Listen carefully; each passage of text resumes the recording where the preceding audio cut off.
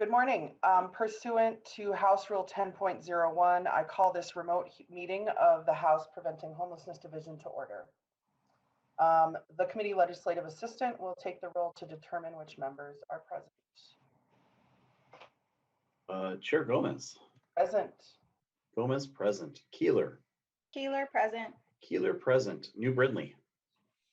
Present. New Brindley present. Davids. Davids present.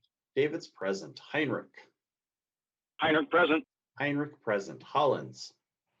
Hollins present. Hollins present. Hornstein. Hornstein present. Hornstein present. Howard. Cagle. Present. Cagle present. Petersburg. Present. Petersburg present. Ryer. Ryer present. Ryer present. And we do have a quorum.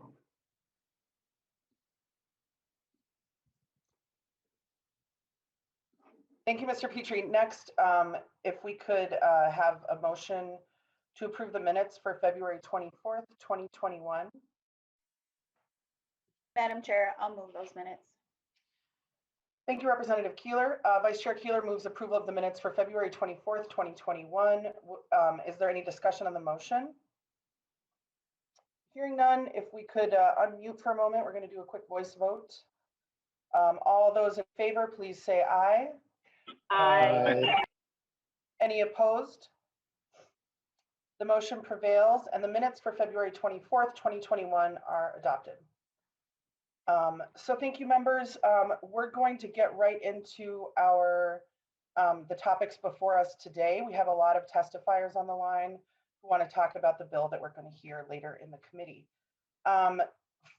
First, we're going to hear from the Minnesota Department of Veterans Affairs.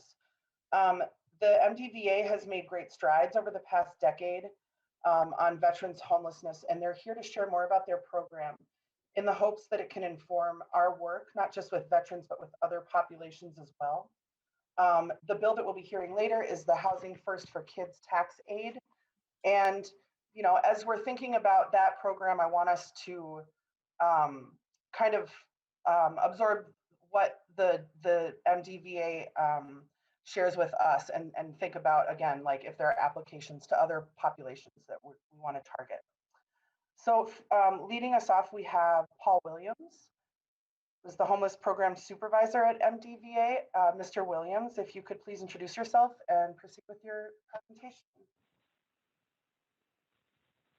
Thank you. Good morning, Chair Gomez and committee members. I'm Paul Williams, Homeless Program Supervisor for the Minnesota Department of Veterans Affairs. It's an honor to be with you this morning to speak with you a little bit about our ongoing efforts to end veteran homelessness in Minnesota, as well as highlight some of the successes and key lessons that we've learned throughout our work. We have a presentation for you this morning, and so if you're able to hold your questions until the end, it might be the best approach just to give us a chance to get through the information we'd like to share with you this morning. With me today are Sloan Kessler, who's the Homeless Programs Coordinator with the Minnesota Department of Veterans Affairs. And we've also asked John Lovold from the Minnesota Assistance Council for Veterans, the largest nonprofit in the state, doing the work to end veteran homelessness, to join us as well. MACV also administers the Supportive Services for Veteran Families federal grant in Minnesota and are one of our closest partners. And as you'll see throughout this presentation, these partnerships are critical to the successes that we've seen. So with that, I'd like to get started with providing you with a brief overview of our mission and what it means to end veteran homelessness. So 6 of the 10 continuums of care in Minnesota have declared a functional end to veteran homelessness. So Minnesota, as you may or may not know, is comprised of 10 regionally split up continuums.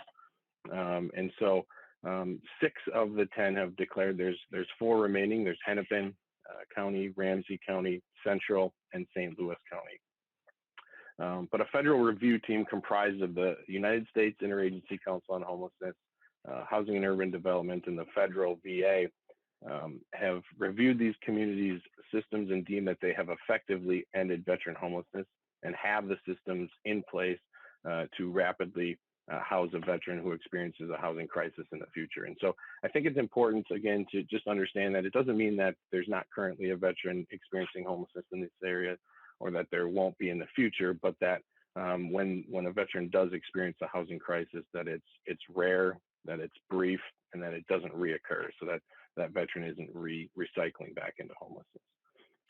The MDVA's goal is to find safe, stable housing for all veterans experiencing homelessness in Minnesota, and to receive that statewide declaration from that federal review team to become the 4th state in the country to receive that distinction. So once we do get the final 4 COCs to reach that milestone, there will be a statewide review by that same federal review team. Next slide, thanks. I'll cover briefly just kind of how the program got started and how the effort got started at MDVA, and then kind of where we're at now after the growth. So it started in 2010 as kind of an ancillary meeting on the commissioner's schedule, but in 2014, MDVA contracted to bring on a homeless program coordinator. Later in that year, the Homeless Veteran Registry was established. This is really one of the focal points in the effort, was this creation of this statewide master by name list. We weren't the first state to do it. I believe New York had a statewide registry to really understand exactly how many people and veterans were experiencing homelessness, but we were one of the first. And since that time, it's really been seen widely as a national best practice to really provide a census and to understand name by name how many people are experiencing this issue.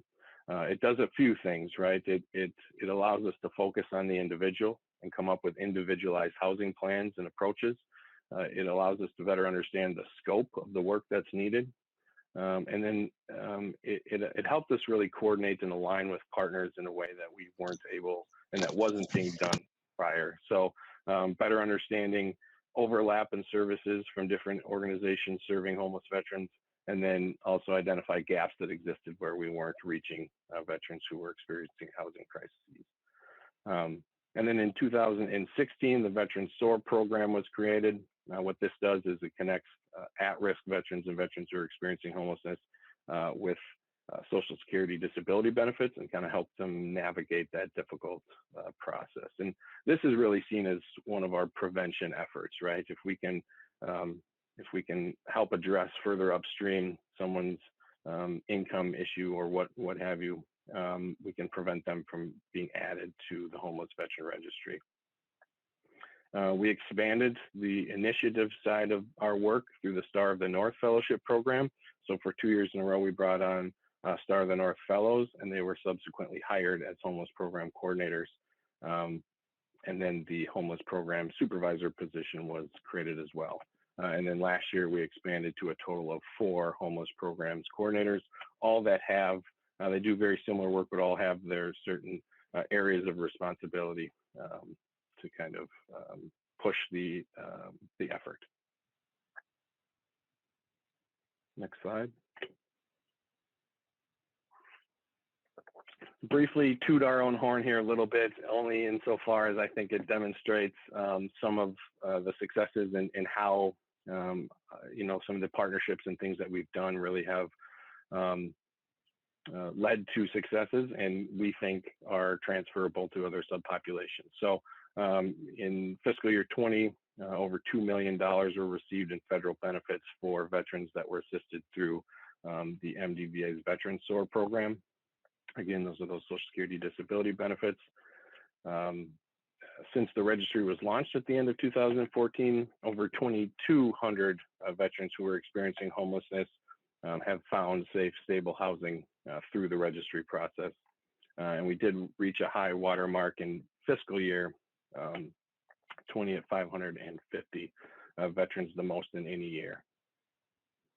Registry 2.0 was launched in July of 2019 and greatly increased our capacity to collect data. So just collecting so much more information that really does a few really critical key things, and namely the reliance on quality data. When you have quality data, your asks are so much more well received. You have different ways to slice the data to say, all right, we can key in on just what the issue is we're experiencing in this area, which may look different than another continuum of care. So just really has been a benefit to us. What it did was we built a public facing dashboard, which is available, and you'll see a screenshot of that in the next slide. But it really has done a couple things too. It increased the data literacy surrounding the issue of homeless veterans in Minnesota, and then it really increased our transparency. So everybody can see our progress and our goals. They can look at their own continuum of care within their own part of the state, and I think it's just a really big piece to the puzzle. And when we go to leadership and we say, hey, we really need this, we have the data to support. It's so much more than anecdotal. Another important piece was this mobile application.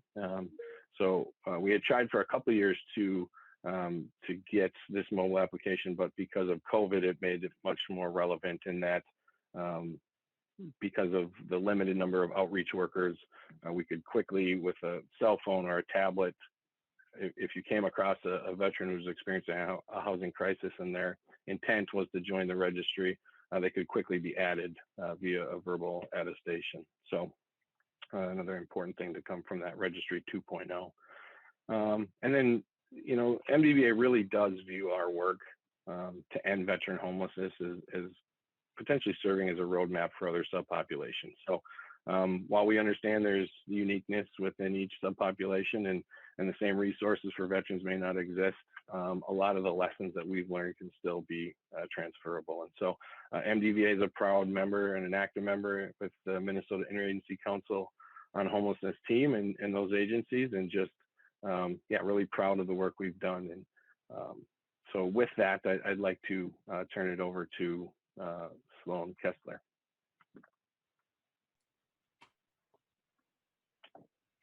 Chair Gomez and committee members, thank you so much for having me here this morning. My name is Sloan Kessler, and I am a homeless programs coordinator with the Minnesota Department of Veterans Affairs. Before I dive right into the data that you see here on your screen, I want to first acknowledge John Lobald from the Minnesota Assistance Council for Veterans, who's also joined us in this testimony this morning. We have all of this real-time data to show you right here, right now, because of our strong partnership with MACV, our partners at the federal VA, and dozens of partners across the state that do this day-to-day work of ensuring that the data is accurate and real-time. So as you can all see here, we're very focused on how to use data to drive results and decisions. On the right side of the screen is our public facing dashboard, which Paul just kind of described for you. And it's available on our website and updated daily to really promote transparency and usability for all of our partners across the state that do this work. We capture certain data points like shelter status of veterans, VA or SSVF eligibility status, and all-time data trends to really kind of help us determine where there are adjustments that might need to be made. And since the Homeless Veteran Registry launched in 2014, we've housed, as Paul said, over 2,200 veterans. The graph on the left kind of helps illustrate this a little bit. At one point, the newly identified veterans peaked at 594. And at that point in time, the focus in the very early parts of this effort were making sure that we were compiling a list, a very complete list, and not duplicating efforts or duplicating the work that was being done, but also trying to make sure that that list was very comprehensive. We've now seen that number in newly identified veterans drop to as low as 382 veterans in a year.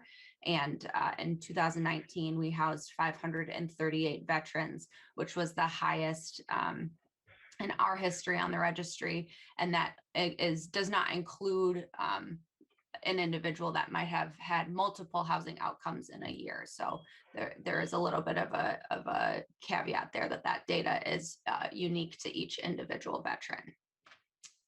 Next slide, please. I do want to discuss briefly a few of our current and ongoing efforts that have allowed us and our partners to continue to succeed in doing this work. We've identified a continued gap in landlords renting or frankly not renting to veterans, especially those that might be experiencing high barriers to housing. And so we created a program, an internal program to help mitigate and incentivize costs for landlords. So there are three funds that are available. There's an incentive fund, the vacancy relief fund, and the risk mitigation fund that are available to landlords to kind of help bridge that gap. We're also focusing a lot of our energy right now using the data that we have on demographics to address disparities in the veteran homeless response system. We're in the process of standing up a diversity, equity, and inclusion work group across the state through this effort. In addition, we're also seeking to continue learning and innovating through a national organization, Community Solutions, where we can really problem solve with other communities and share best practices across the country. That's a really important part of this work, is learning from other communities that are also doing this work. Through this partnership, we recently received an $100,000 donation from Chase Bank, which was in part because of our continuous investment in showing high quality data. And we were able to hire a full-time employee at Guild, local nonprofit, and that person will be helping connect our non-VA eligible veterans to the mainstream resources that they might be eligible for. And lastly, we've got some legislative proposals that we're currently working on. First is a proposal to provide non-VA eligible veterans with housing vouchers and wraparound services.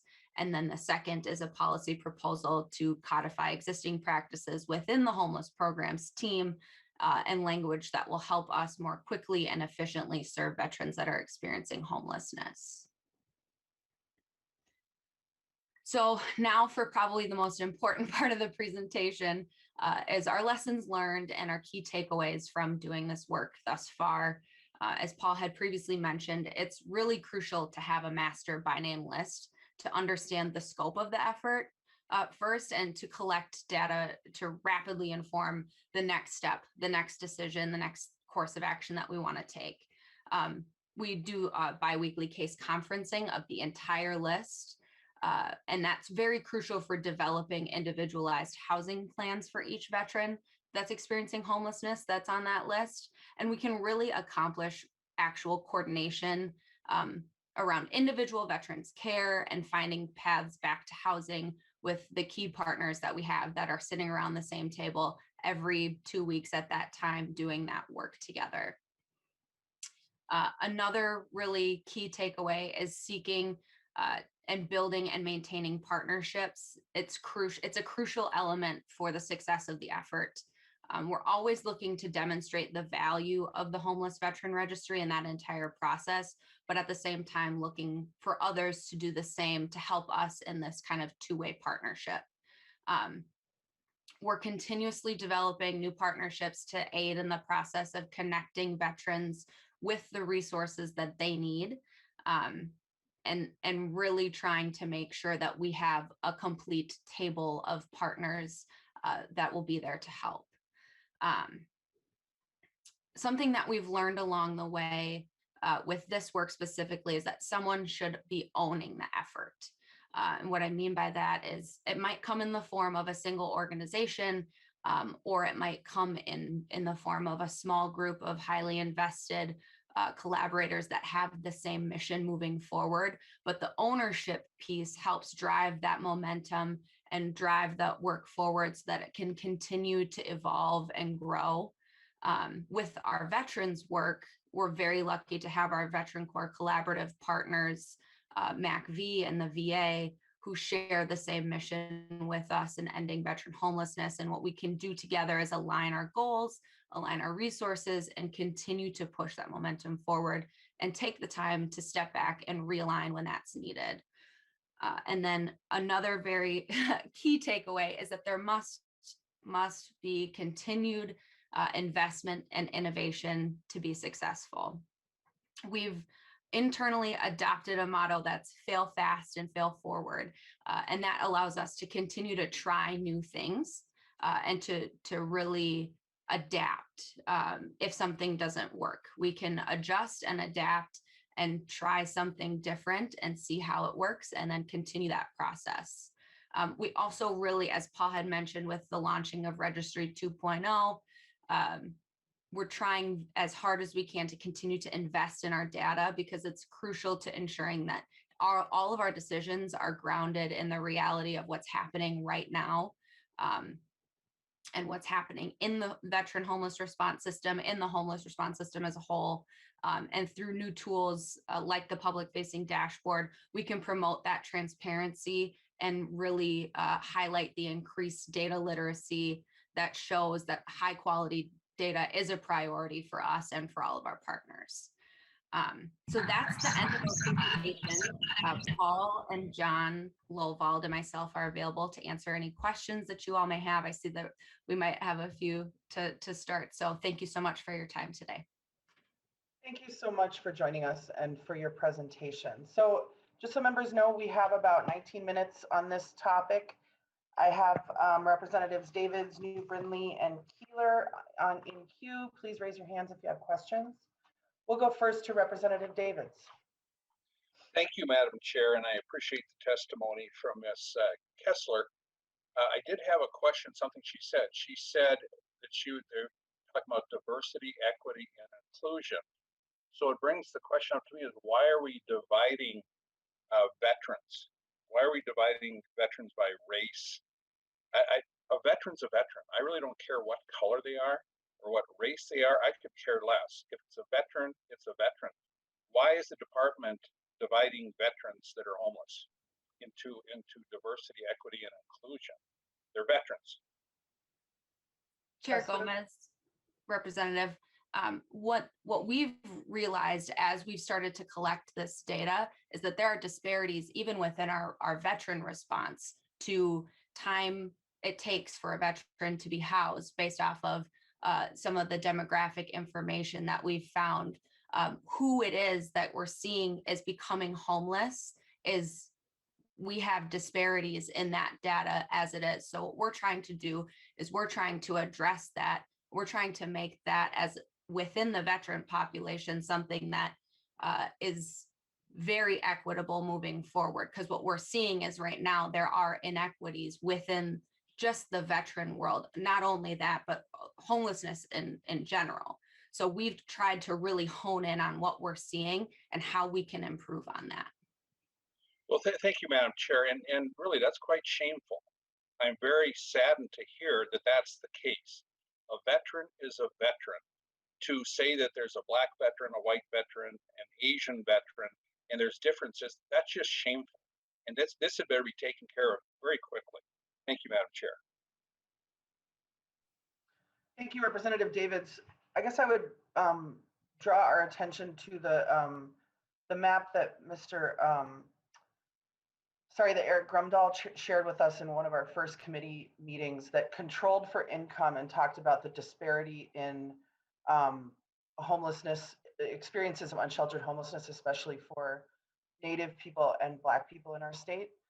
And I personally, I appreciate the VA for identifying that as an issue and recognizing that in their own work that they were less able to serve certain populations. When we disaggregate data, then we can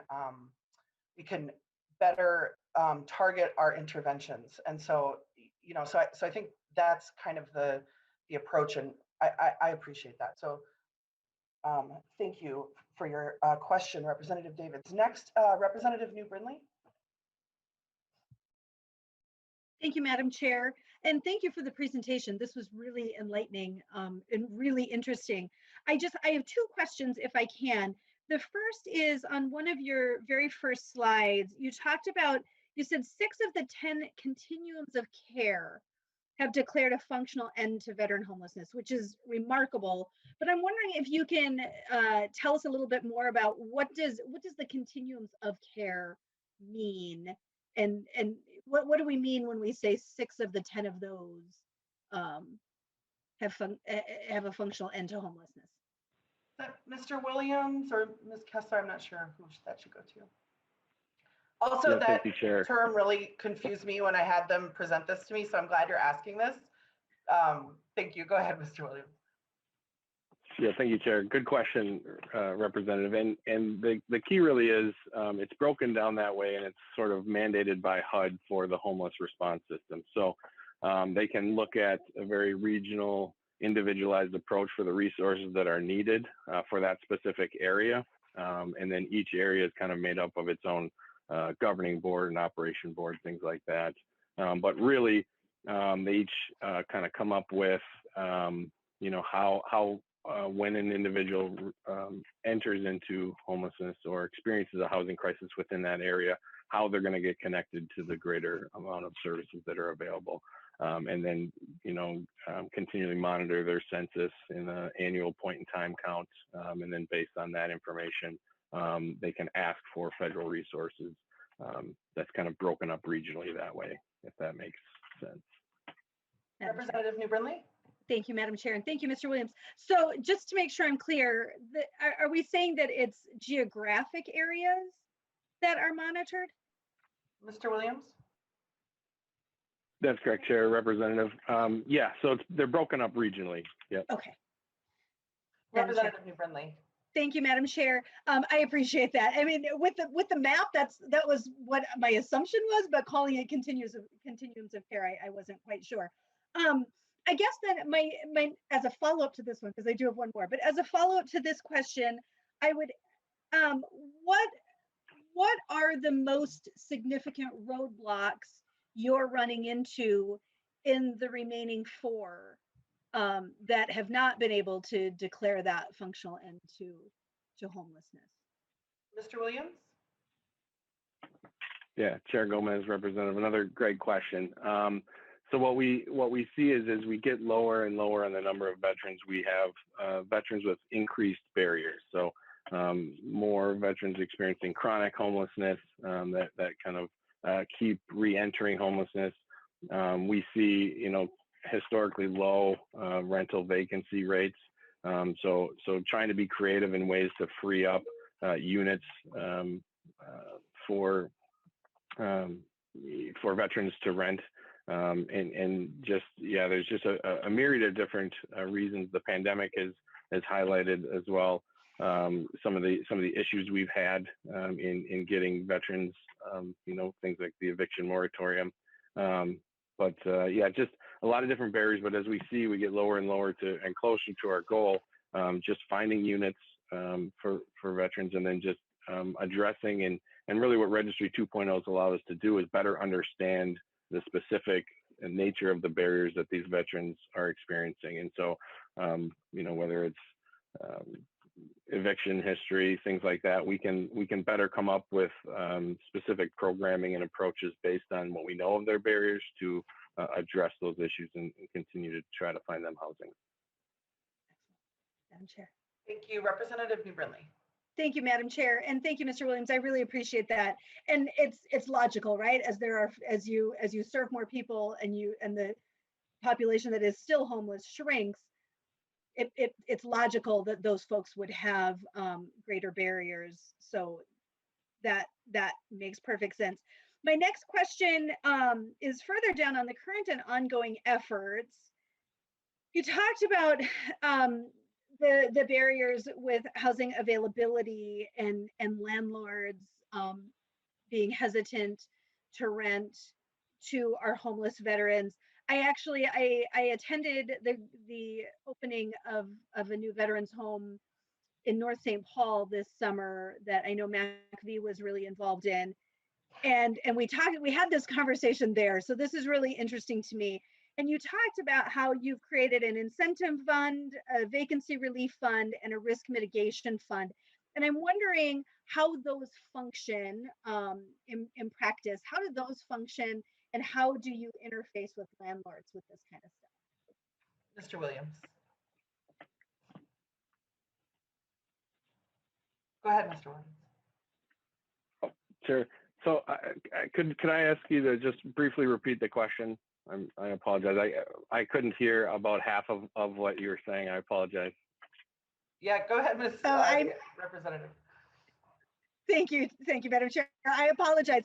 I'm looking at the current and ongoing efforts and particularly the programs involving landlords, the incentive fund, the vacancy relief fund, and the risk mitigation fund.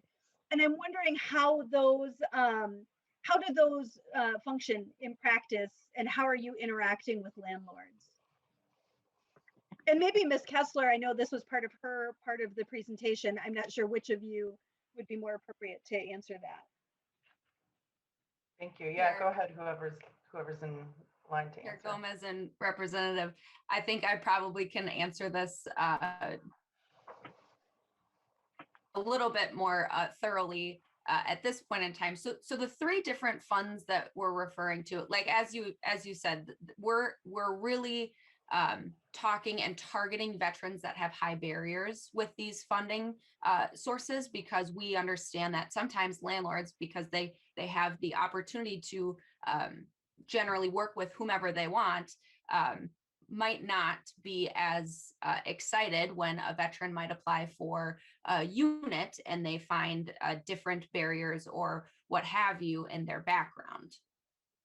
And so the risk mitigation, well, I'll start with the incentive fund. The incentive fund operates, there's $1,000 one-time payment for a qualifying veteran that moves into housing from our homeless veteran registry. So that means that that individual has a level of high barrier, and the landlord can apply directly to our in-house operation of that fund.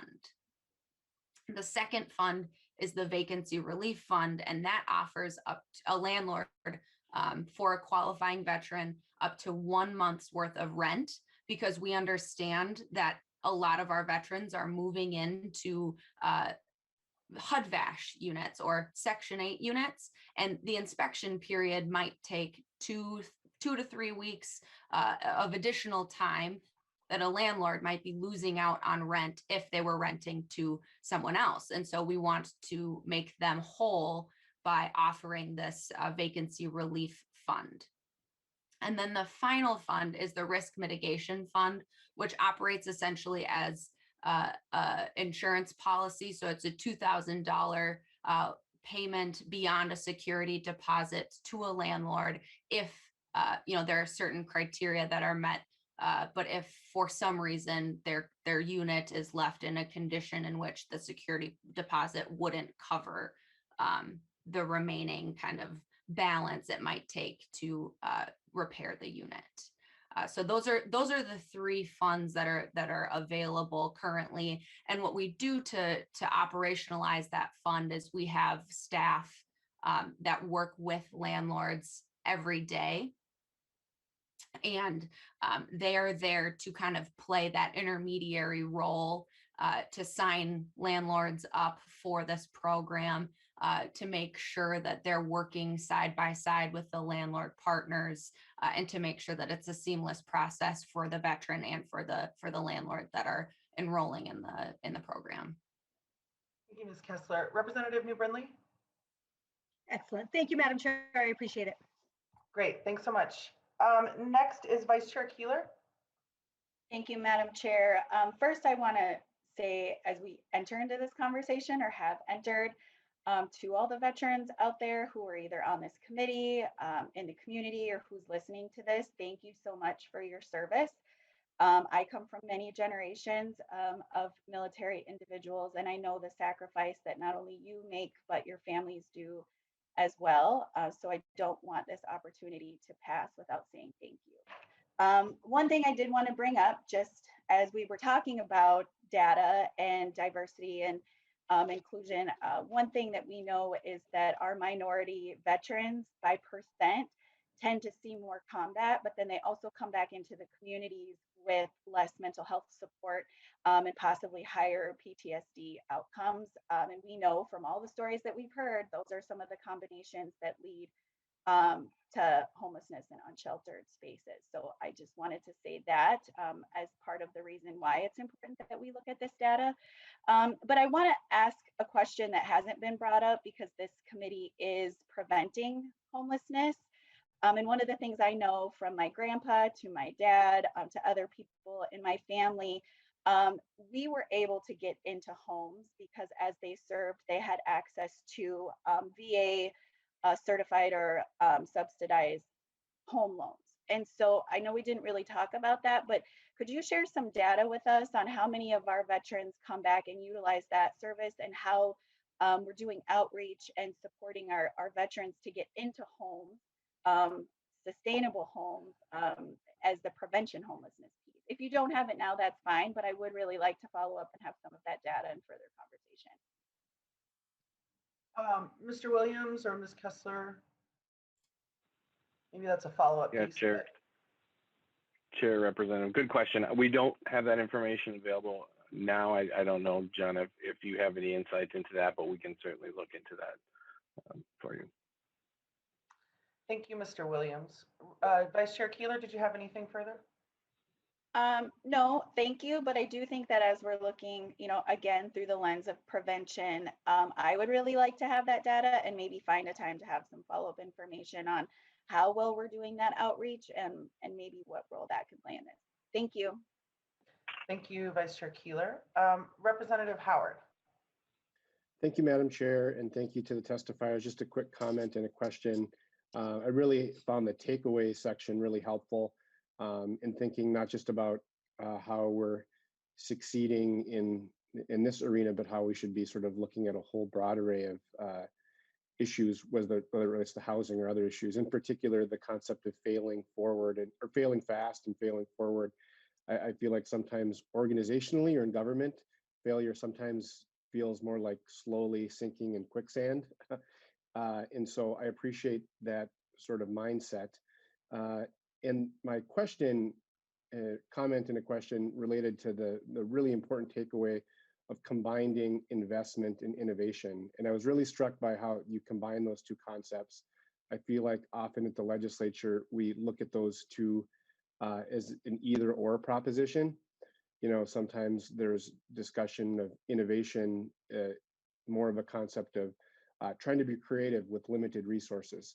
But my question to the testifiers, to Mr. William or Ms. Kessler, is could the innovation that has helped make such an impact be possible without the investment?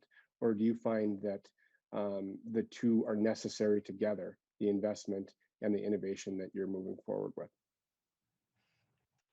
Mr. Williams, I know this is Ms. Kessler's slide, but you probably all have thoughts about that important question.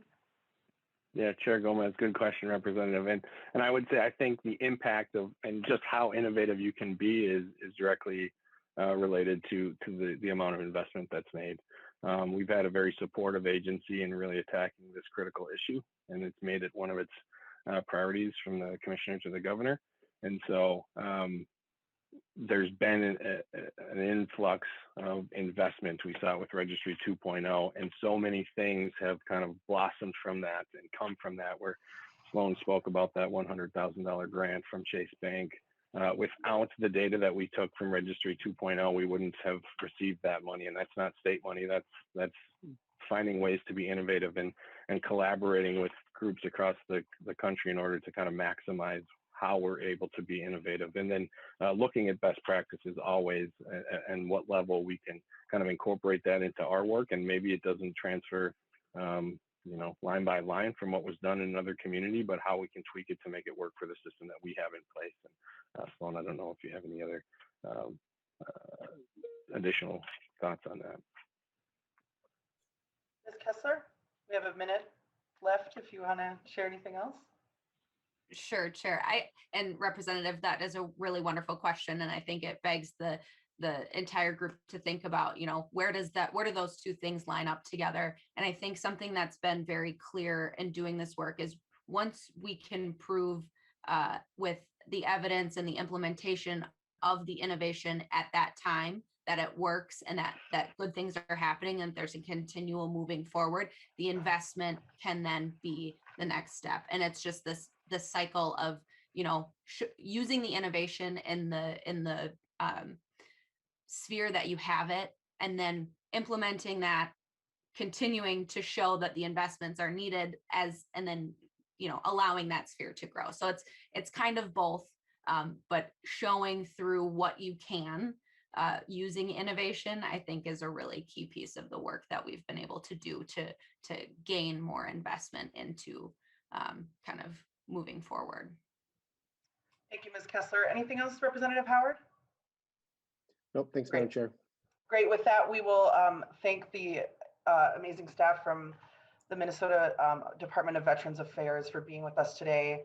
You know, when we met together, I think we were supposed to meet for like half an hour and we met for like over an hour. So I think, you know, after deadline, if members want, maybe we could get together and have kind of a more in-depth conversation because there's really a lot for us to learn from the work that you presented today. So thank you so much for being here. With that, I'm going to hand the fake gavel over to Vice Chair Keeler, or the fake real gavel, virtual gavel.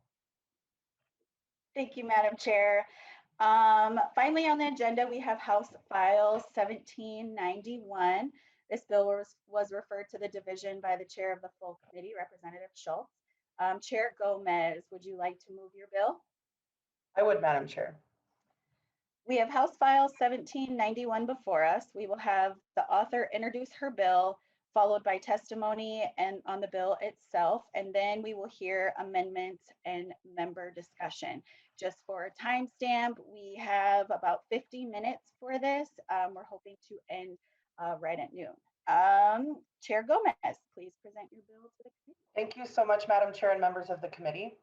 House File 1791, the Housing First for Kids Local Aid, takes a big step to address an issue that impacts families and communities across the state: child homelessness.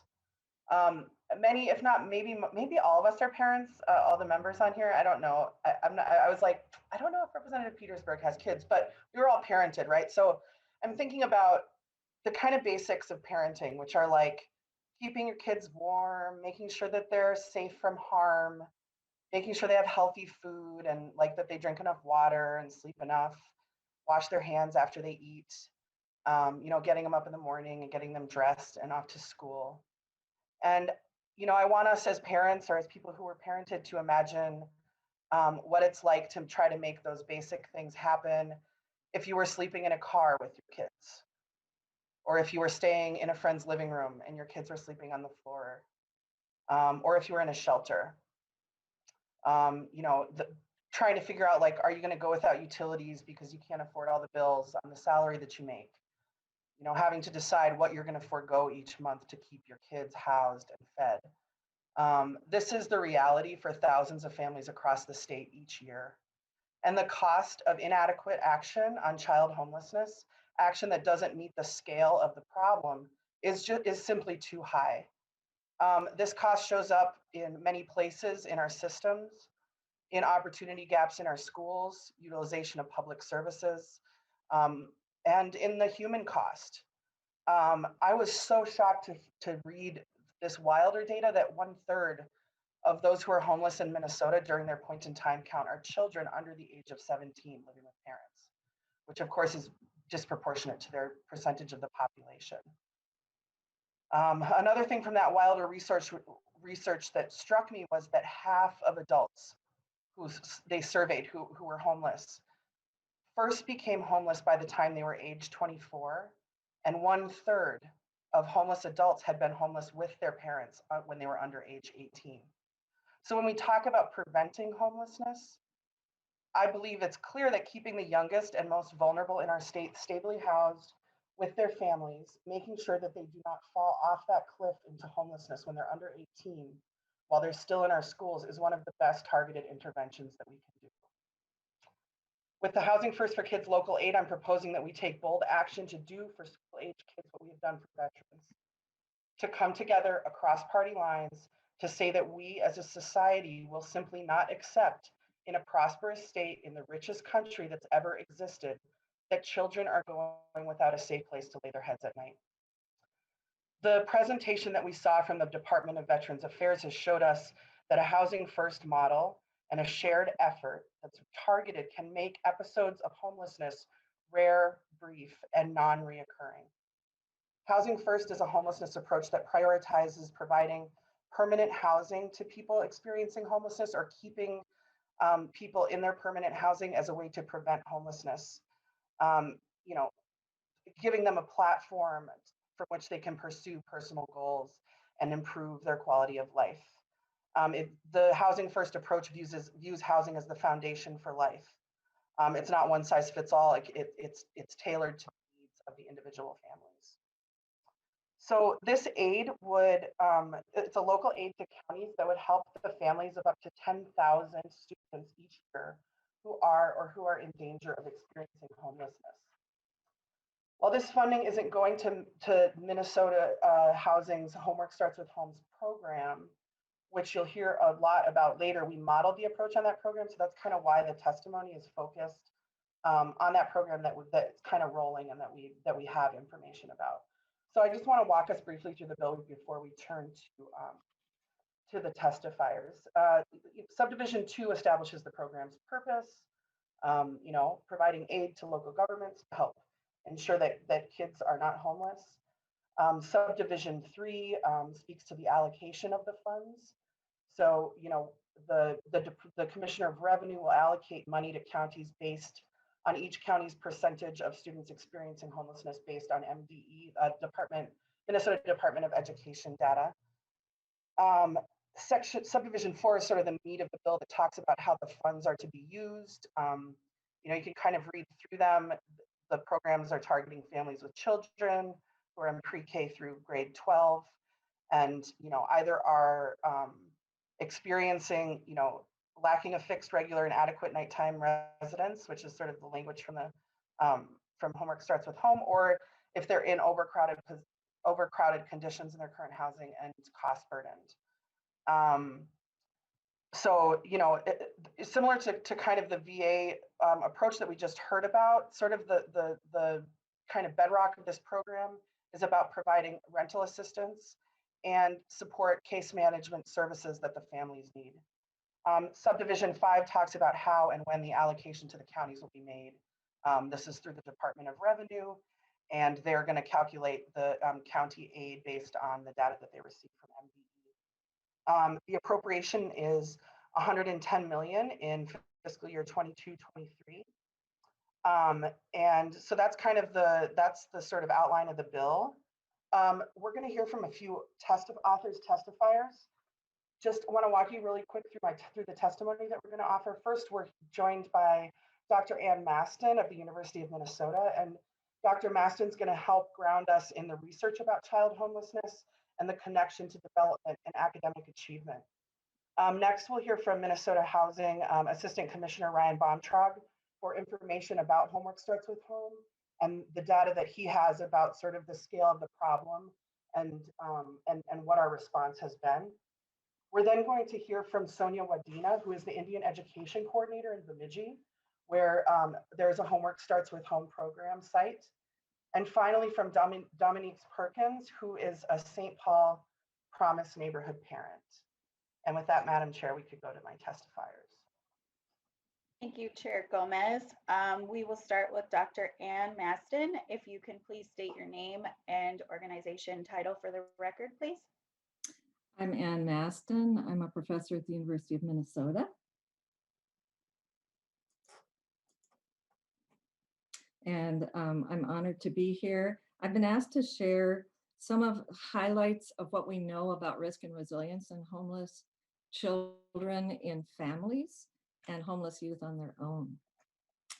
What I wanted to begin with is the point that these families are at very high risk. The parents who have been studied who end up experiencing homelessness often have a very long history of chronic adversity dating back to their childhood. Many of you have probably heard of ACEs, the measure of adverse childhood experiences. We conduct that measurement in our state as well.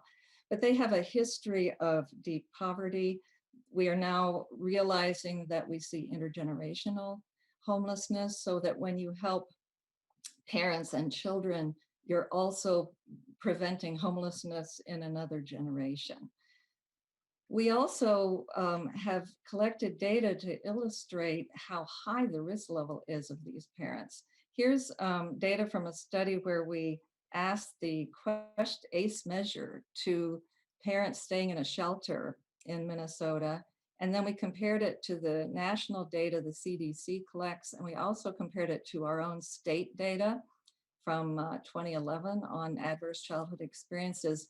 And you have a handout of these slides, but I just wanted to say that you can look down here and see that in many kinds of childhood experiences, parents who are currently homeless have much higher rates of traumatic life experiences. And that's an important thing to know for what kind of services they may need. For example, their own parents have often been incarcerated at a much higher rate than other families. They've often experienced maltreatment and neglect when they were children, and they often have also experienced as homelessness of their own. We also know that the children and youth who end up experiencing homelessness, whether they're with their families or not, have very high risks, very high levels of trauma experiences. They have often experienced family violence or separation from the family. They come from backgrounds of deep poverty. And what I think you can see on this list is that the children often share many of the adversities that their own parents experienced when they were children. And there are particular high-risk groups as well. We know that youth leaving foster care, making that transition, are particularly high risk for homelessness. And we know that children who experience homelessness have much more difficulty in school. They end up with many more health problems. They have mental health problems. And in many ways, their human capital for the future is affected, not just by the current crisis of homelessness, but by the history of adversity that many of these children have experienced. And of course, that has implications for our state in the future, because children who have these kind of risks and issues developing over time are going to be limited in their human capital development and in their future as part of our state and our workforce. You've already heard, I'm sure, in this committee about the Minnesota Department of Education data.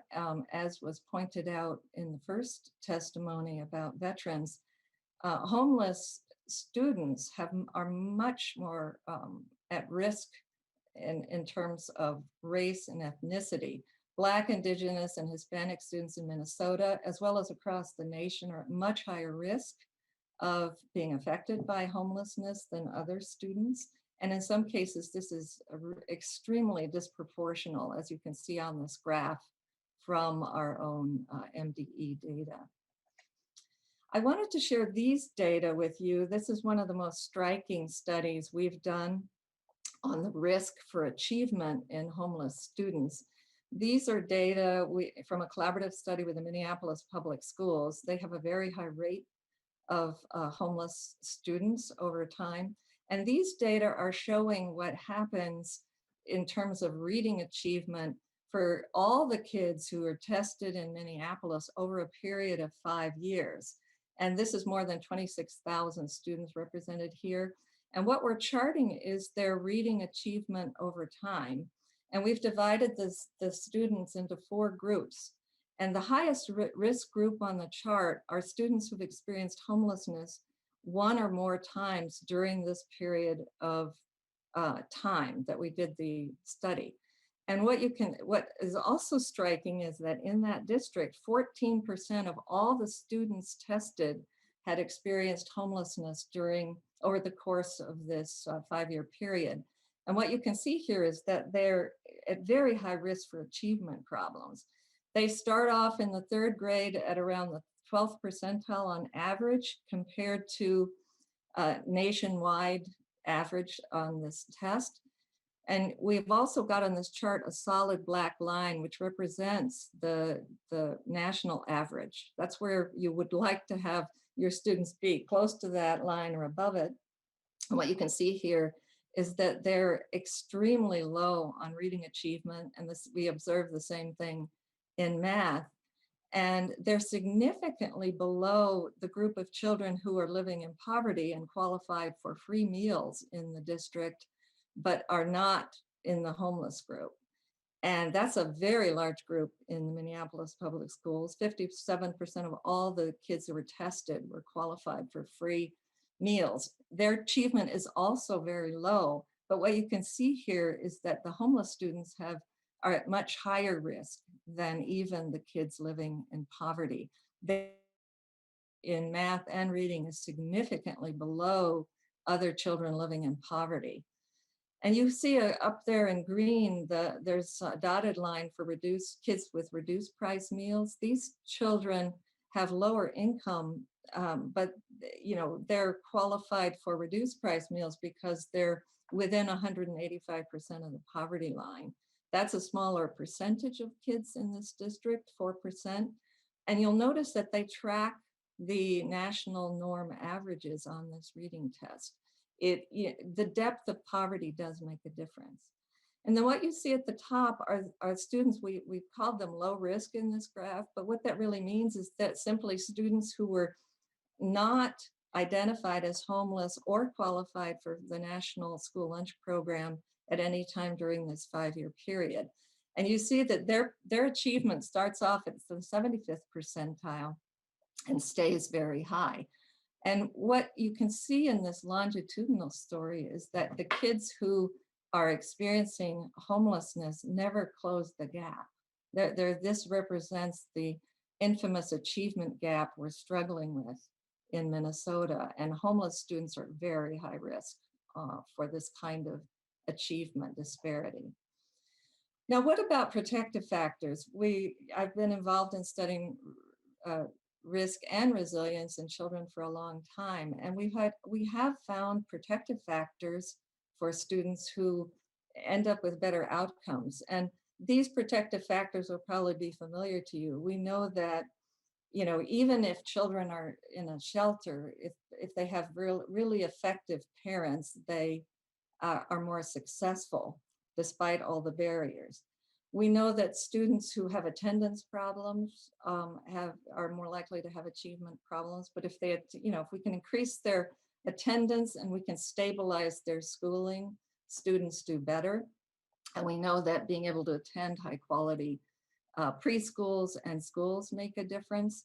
But the problem is, for many of the homeless families that we study, is that homelessness itself undermines many of the most important protective factors for child development. Now, in terms of housing interventions, the evidence, is strongest in terms of intervention for families that are already homeless, that long-term housing subsidies make the most difference. And the most famous study is the Family Options Study, which found that housing vouchers not only reduce homelessness and food insecurity, but also decreased family separations, foster care, school mobility in the kids, also improved attendance, and also had spillover effects to the well-being of the families. In terms of preventing homelessness, which I know is the aim of this committee, the similar evidence supports housing subsidies. And in addition, some targeted efforts, for example, to prevent eviction through cash assistance or legal help and other strategies, community-based services tailored to need, which many of the programs across the state attempt to do, and targeting special populations, which may be pertinent to the first testimony we heard. The young people leaving foster care at very high risk for becoming homeless parents down the road. So that's a special population that some have urged us to focus our attention on. And I'll just close and say that I'm very thrilled to be part of a Grand Challenge project that's been funded by the University of Minnesota to help the state learn and gain evidence from studying the effects of the Homework Starts with Home project on homeless students. And we formed a research partnership with Minnesota Housing, the Department of Education, and faculty at the university. We've assembled a huge data set at MinLink, Minnesota Linking Information for Children, and we are beginning to analyze the data to determine how effective the program has been in stabilizing families and promoting achievement in children. And I'll leave it at that because you're going to hear more about this program and see if there are any questions. Thank you, Dr. Maston, for that. Just as an announcement, with the virtual platform, we have to have a firm stop at 12, and so we will end testifying at 11:45. And to Representative Petersburg, we will be doing questions during discussion. So moving on to the next, we have Ryan Baumtrog. If you can please say your name and title organization for the record, please. Great, thanks, Chair Keeler. I'm Ryan Baumtrog, Assistant Commissioner for Policy and Community Development at Minnesota Housing. Thanks for the opportunity to testify this morning about the governor's proposed increase in the Homework Starts with Home program, which, as Representative Gomez mentioned, is the model for her legislation. I want to provide a little bit of background about Homework Starts with Home, and that starts with just a little bit of context that Minnesota Housing first received an appropriation from the legislature for the homeless and highly mobile students rental assistance pilot project back in 2013, a one-time appropriation of $2 million. And over the subsequent years, we were able to get additional one-time appropriations, but then just recently for fiscal years 2018 and 2019, the Homework Starts with Home program became part of the agency's budget, first at $2 million, then subsequently at $3.5 million. And then the governor is proposing a $1 million increase to that program for the next biennium to bring it to a total of $4.5 million. This is a program that's in collaboration with the Department of Education, the Office to Prevent and End Homelessness, as well as the philanthropic community. And as Professor Maston walked through one of her slides, talked about housing subsidies, prevention efforts, and it being community-based. And those are very much principles of the Homework Starts with Home program. So this program, why it's important, in October of 2019, more than 9,000 children were identified as homeless or highly mobile in over 1,300 schools, 307 school districts, and 78 of Minnesota's 87 counties. This is a statewide issue. It is a significant issue. And as we know, many of those students could benefit from rental assistance and other supports through the Homework Starts with Home program. Minnesota Housing currently has 8 grantees that are operating the Homework Starts with Home program across the state in the Northwest region of the state, the West Central part of the state, Hennepin and Ramsey, as well as the Southeast part of the state, and then a few of the suburbs. These 8 grantees are estimated, once they fully enroll families, to be around 900 households. So just in context of what we're doing with the resources that have already been allocated, even at full scale, we estimate that about 900 households will be served through the resources that we've received already. Part of the Homework Starts with Home program is about community-based. Every grantee that Minnesota Housing has works with partners in the community and then identified schools. And it's through the schools connection where families get identified for the program. So it is very community-based, and I know you will hear from one of our grantees later. So I will not go into a little bit of the program delivery, but the program is meant to be community-based, working with individual families and really right-sizing the amount of housing assistance that those families need to stabilize their housing situation.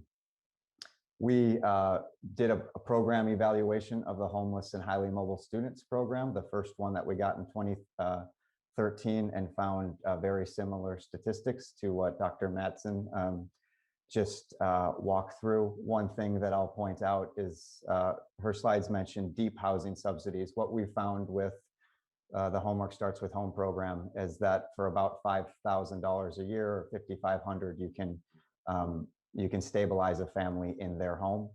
And then through the evaluation report that we found, in as little as 2 years, families can go from experiencing homelessness to become homeowners if they are given some assistance through rent assistance to help pay their rent.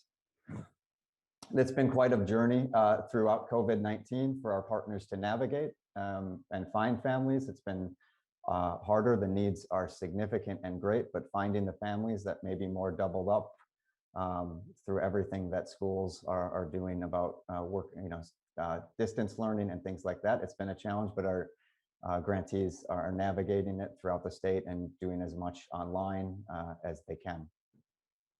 The population, in terms of who has been served in the last year, the annual household income, I had to look at this twice because it's so low. The annual household income for families served through the Homework Starts with Home program is $8,000, which is about 9% of this state median income. So $8,000 is the median income for families that participate in the Homework Starts with Home program.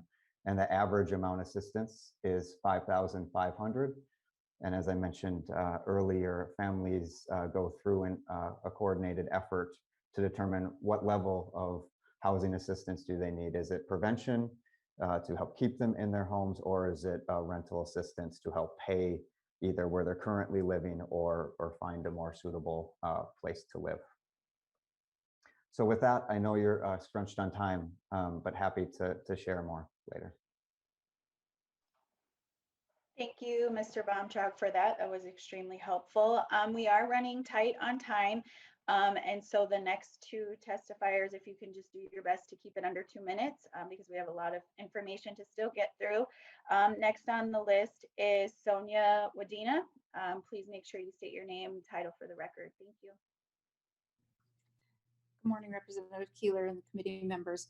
My name is Sonia Wadena. I'm the Indian Education Coordinator for Bemidji area schools in northern Minnesota.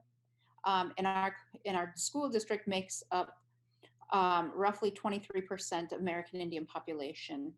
American Indians within the state make up 1% of the population. So statistically, we're insignificant when it comes to data, but our challenges and experiences are not insignificant.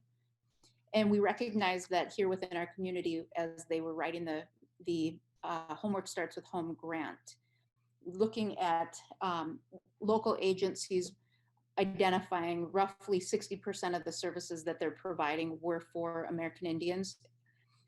So across the state, American Indians are disproportionately homeless, or as we prefer to say in our school, they're in transition, and in transition from one home to the next, or one situation to a new situation. So what we looked at, or as a result of the disproportionate number of American Indian children experiencing homelessness in our community, we find that it's extremely important for our Indian education program to work closely with our McKinney-Vento coordinator, as well as the local agencies such as BICAP, which is actually the fiscal agent for our Homework Starts with Home grant, to identify and meet the needs of the students, and that includes case management. We know that children do better academically and social emotionally, which leads to a decrease in disciplinary behaviors, and they don't have to wonder where they're sleeping at night. Or we've had students, worried about their parents because they know that they don't have heat in their home.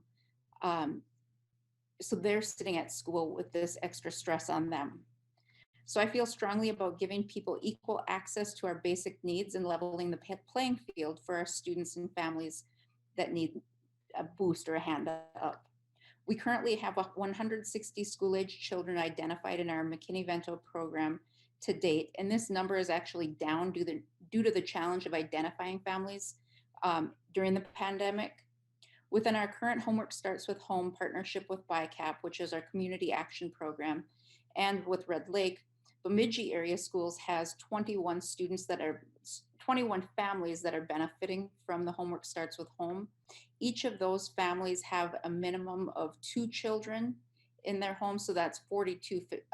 If we just go with 2 per family, that's 42 children that are impacted by this grant. Again, it's the housing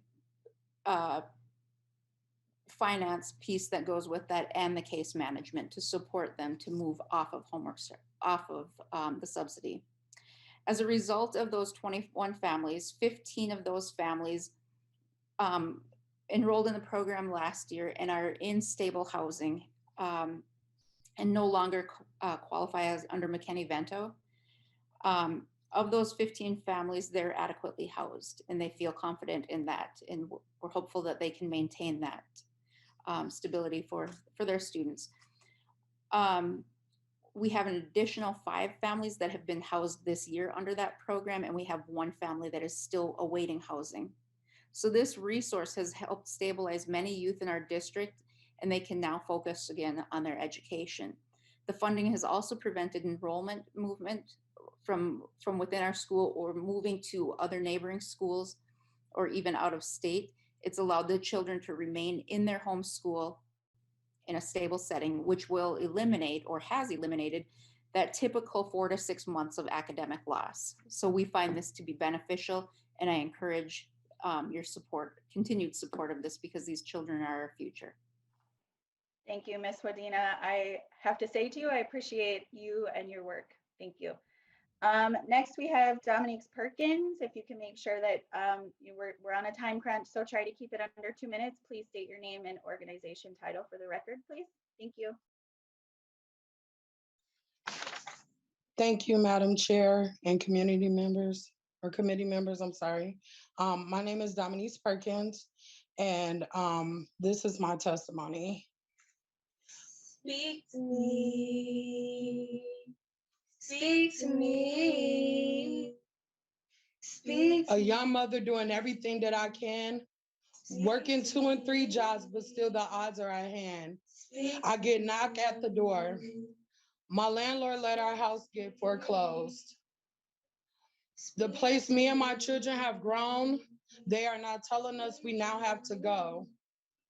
I drop my head down to the floor. There is no hope. My mind is everywhere. How do I manage to cope? We have been homeless before. That's a place that no one wants to know. That's a place where no one wants to go. That's a place where we feel downright low. I have to give up everything, all our memories and dreams. We take what we can and leave the rest in between.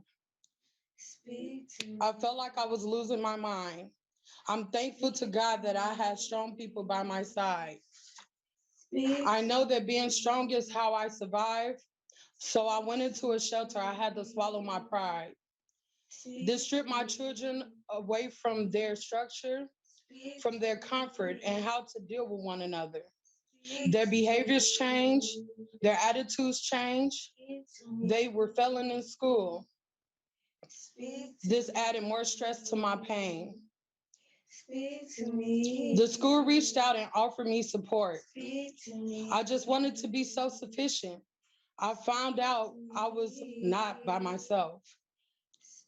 With programs that are out here to help families in need, it gives a struggling family a chance to believe. It gives a single mother and a father a chance to achieve, making our dreams possible and overcoming many obstacles. Being able to afford housing makes a big difference. I am a better support to my children, and I can provide for a living. Helping families with housing allows families to prosper and children to enhance. It gives a family an opportunity to not depend on anyone, but to lend a helping hand. Now I am working on owning my own business and creating a foundation. My children have structure, and they're working on their education. These programs are important to creating a better society. That is why I'm here, and I thank you all entirely. Thank you so very much. Thank you, Ms. Perkins. There's been a lot of stories and testifiers that we have heard, and that was extremely moving. Thank you for sharing that with us.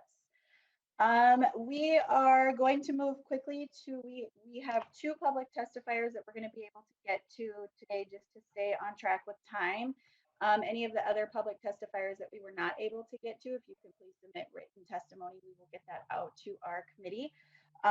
So we are going to move to Commissioner Irene Fernando, just for the sake of time. Again, if we can keep it brief, preferably under 2 minutes. Thank you. Thank you, Madam Chair and members. Thanks to Dominique for your powerful words. My name is Irene Fernando, Hennepin County Commissioner Over the past year, I have personally observed youth and family homelessness grow dramatically in Hennepin. As a local elected, I partner with staff, community, and colleagues in a race against time to expand shelter capacity before the cold Minnesota winter. On the heels of that, and in my role as the vice chair of Association of Minnesota Counties Economic Development, Workforce, and Housing Committee, I'm incredibly appreciative of this bill, which recognizes homelessness as an issue in every county. The issue of homelessness does not occur in a vacuum of the metro. My commissioner colleagues across the state have expressed concern about the growing number of individuals and families experiencing homelessness in their counties. Homelessness and housing instability may take different forms across the state. In some instances, people may be staying in their cars or on couches of friends and loved ones in order to get a roof over their heads. Some migrate to the metro where resources may be more readily available. But in these instances, people and families are faced with the difficult reality that in order to seek a safe place to lay their heads at night, they must leave the support and connections of their home communities. As such, AMC has identified increasing resources for housing security and affordability as a statewide legislative priority this year. We support direct investments in prevention programs to address the growing crisis of homelessness across the state, such as rental assistance and foreclosure prevention. I know in previous committee hearings, members have heard from fellow county commissioners from St. Louis County, Olmsted, and even a commissioner who operates his own shelter in Beltrami. Homelessness is a Minnesota problem and it requires a Minnesota solution. Every single person in our communities deserves and has earned the right for a safe, dignified, and reliable place to lay their heads each night. And this bill takes a big step towards addressing the poverty and housing insecurity that plagues so many of our state's children and families. In closing, thanks to the committee for your consideration, and special thanks to you, Representative Gomez, for your strong leadership. We look forward as Hennepin and as AMC to working with you directly to ensure that needs are met across the state with the necessary flexibility for each unique county. Thank you. Thank you, Commissioner Fernando. Next, we will move to Laura Birnbaum. Again, just for time, state your name, title, and try to keep it under 2 minutes. Thank you. Good morning, Madam Chair and committee members. My name is Laura Birnbaum and I work for St. Louis County Public Health and Human Services, supervising our housing and homelessness programs team. And I'm pleased and grateful to be with you this morning. Homelessness and housing instability continues to be a barrier with ever-shifting challenges for families and unaccompanied youth in Greater Minnesota. As of yesterday, in Duluth alone, 1,250 households on our coordinated entry system are on our coordinated entry system priority list. Our coordinated entry system is intended to match households experiencing homelessness with housing that meets their needs. Of these, 397 households have children, with 25 individuals being pregnant at the time of their assessment. An additional 29 households were pregnant also at the time of their assessment with no other children in the household. To illustrate that this is not just a Duluth issue, our largest city, in northern St. Louis County, 100 households are currently on our priority list. 22 of those households have children, with one of them pregnant at assessment. An additional 7 households were also pregnant at the time of assessment with no other children in the household. So this data is significant in itself, knowing that our priority lists do not capture every household that is experiencing homelessness or at risk of homelessness in our communities. We know that students may not report homelessness due to the stigma it carries and not wanting to be outed to their peers. We also know that parents may have fears of children being removed if they ask for help, all leading to the likelihood that the need is far underreported. The impact of youth and family homelessness is showing up in many places, including but not limited to truancy action projects, our crisis nursery, and supervised visitation programs. The issues that are presented here are rooted in experiencing homelessness and housing instability, often coupled with unmet mental and chemical health needs. In preparation for my time with you today, I reached out to many of our partner organizations across St. Louis County to hear from them directly. We have wonderful partners who are dedicated to the work and the youth and families that they serve. I felt it was really important for you to hear their perspectives as well, lifting up the voices of youth and families experiencing homelessness or at risk. These partners include Lutheran Social Services, Lighthouse, CHUM, specifically the Steve O'Neill Apartments, which is permanent supportive housing in Duluth, AEOA, the Loaves and Fishes community, school social workers serving families in transition, and St. Louis County Children Mental Health Workers. all who provide a continuum of services and supports, including street outreach, supportive housing, emergency shelter, case management, and housing navigation support. I know we're on a time crunch, so I submitted this in writing as well, so you can see a much more detailed picture of some of the data and examples and illustrations. But what I would really like to highlight is, yes, we are seeing more families and unaccompanied youth experiencing homelessness across our county.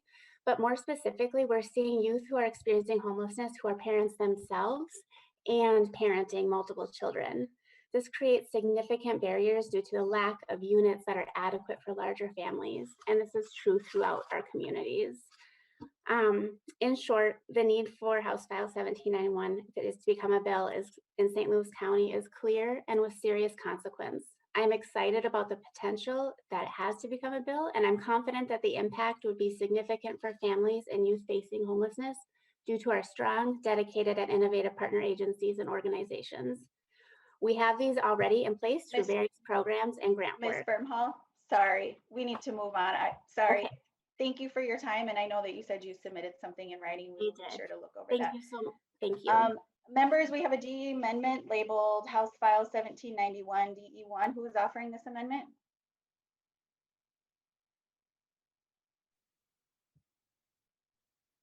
Thank you, Madam Chair. Actually, if it's okay, Madam Chair, I spoke to the other Madam Chair this morning. And what I'd like to do, if it's okay, is I will just speak to this for a minute and then I will withdraw. I won't offer the amendment. I know I spoke to the chair and I know that she does not want to take the amendment today, but we will work on it moving forward. And so first of all, I just want to say thank you to Representative Gomez for the bill. You know, we talked early on about identifying those populations where it's important to have the biggest impact, and we both agreed that that includes our kids particularly. And to one of the testifiers, I mean, we talked about the impact on the disparities in education outcomes and all of these things. And so I really appreciate the goal of this bill. And my concern with voting for the bill in its current form is that there's still so much we don't know. And I forwarded some bill language to Representative Gomez as well this morning to sort of get to the heart of that. But I'm concerned about starting a new, relatively expensive program in perpetuity without more information. And so the DE amendment actually takes Representative Gomez's language verbatim. I don't change that language. All we do is turn it into a pilot program for the next 2 years with a study at the end. And we cut back the funding just a little bit because of the cost of the program. And I just think it's really critical. While certainly I support the investment, I'm concerned about starting that program in perpetuity without a report to the legislature, without knowing the success of what we're doing. So that was the intent behind the DE amendment, but I will withdraw that. And I would just ask, I just have one question about the bill, if I may quickly. We've talked about this on other bills as well that have come before the committee, and we've supported some legislation to help this. But one of the things this bill does is it says targeting of unaccompanied youth in need of an alternative residential setting. And I'm wondering if you can, if Representative Gomez or somebody else on the call could talk to that a little bit. I'm wondering, clearly there are services available, but I'm wondering, particularly when it comes to unaccompanied youth, how the system is sort of designed to function when it comes to youth. Clearly, we have a foster system in the state, but are there ages at which we don't push kids back into the foster system and we support them on their own right? How does that function in practicality? Okay, first, thank you, Representative New Brindley. I want to say I appreciate our committee and our active movement to work together. I just need to make the announcement that Representative New Brindley withdraws the DE amendment that we have before us in House File 1791. Now moving to the question, Chair Gomez, did you want to respond again, being mindful of how much time we have left? Thank you, Madam Chair. I think I would ask Mr. Grumdahl or Commissioner Bontrog to speak to Representative New Brindley's question, if that's possible.